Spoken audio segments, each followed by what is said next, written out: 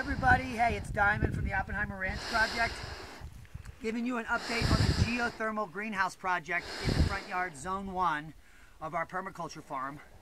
So what we have is the general layout. You see the footprint here. It's 26 by 15.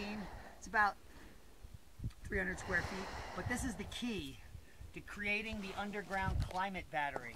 This foundation, and it averages 14 to 18 inches at the bottom, like a Roman wall. It slopes out, so like a tank could hit it, and then it, comes up like a wedge. That way it can't move. But I want you to look inside this wall. This is the key here. So this is trash in the form of Coke bottles. And what we do with these is we just jiggle them in gently, and we try to make a honeycomb network.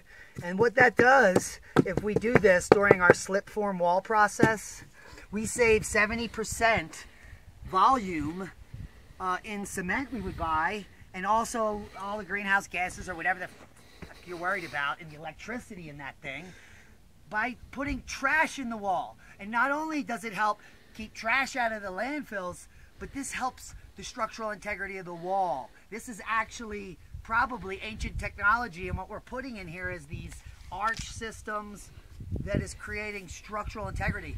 So this not only helps the trash problem, it helps reduce your cement costs by 70%, and you just put it in the wall.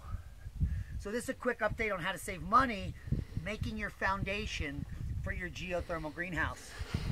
And you can see it's pretty deep here, because what we're going to be doing is taking the hot air from up there, forcing it in the ground, so that at night it comes up and heats our greenhouse. And it's going to be awesome. So stay tuned. Subscribe to our channel. Like and share.